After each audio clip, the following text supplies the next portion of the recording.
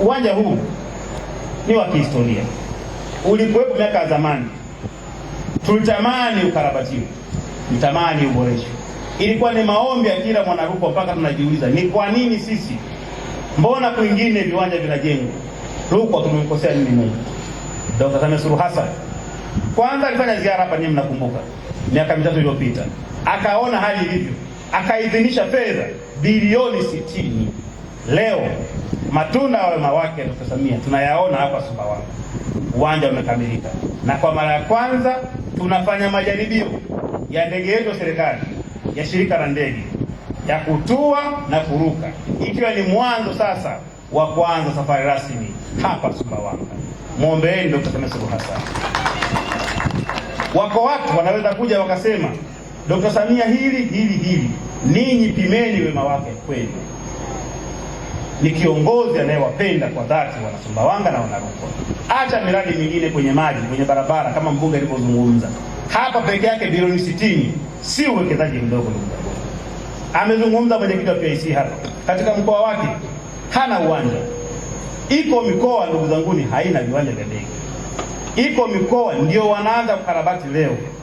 Je, ninyi ambao walifanya maamuzi ya awali kwamba mpewe kipaumbele cha kwanza, hamna haja ya kumwombea? Hamna haja ya kumpigia makofi? Hamna haja ya kumshukuru? Kama msipofanya nyie hivyo, je, wale ambao hawajaanza kabisa? Ndugu zanguni, tumepata kiongozi mzuri ambaye Mungu amempa karama ya kufikiria vizuri. Akimaliza kufikiria, kutenda. Maana kusema na kutenda ni tofauti. Unaweza kufikiria mengi, unaweza kusema mengi, lakini kwenye kutekeleza ndio kuna tofautisha kati ya viongozi na viongozi. Dr. Samia Suluhu Hassan anatekeleza. Ndugu zanguni, pamoja na salamu hizo, tumia nafasi hii kupongeza sana uongozi wetu wa mkoa kwa maandalizi mazuri, usimamizi thabiti wa mradi huu. Nafahamu nilikuwa naangalia kwenye kitabu pale, wamekuja mkuu wa mkoa hapa, amekuja mkuu wa wilaya, imekuja Chama cha Mapinduzi, lakini mbunge wenu amekuja mara nyingi kufuatia mradi huu. Umefika hatua gani? Kwa hiyo nikupongeze sana ndugu katibu tawala wa mkoa kwa uratibu wenu mzuri kuhakikisha kwamba mradi huu unafanikiwa.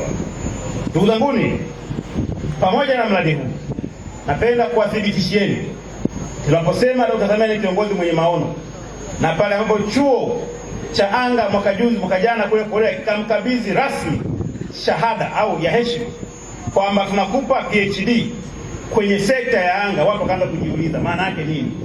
Ni kwa sababu mageuzi anayoyafanya kwenye sekta ya anga katika ukanda huu wa Afrika hayalinganishwi.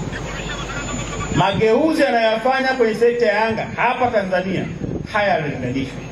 Hivi ninavyozungumza, uwanja huu wa Sumbawanga umekamilika, ndege inaanza kutua.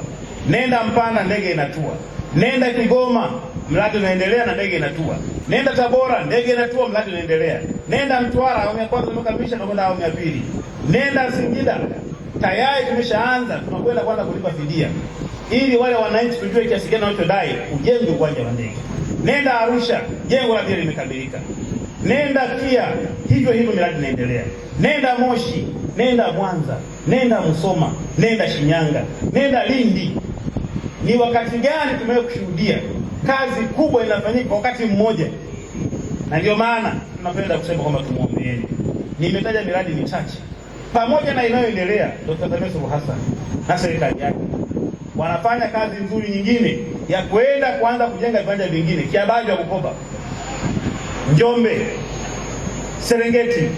Yote hiyo inathibitisha kwamba miaka yake 9 ya utawala itaweka record katika historia kwamba kweli aliamua kufanyia kazi sekta ya uchukuzi au sekta ya anga ya usafirishaji.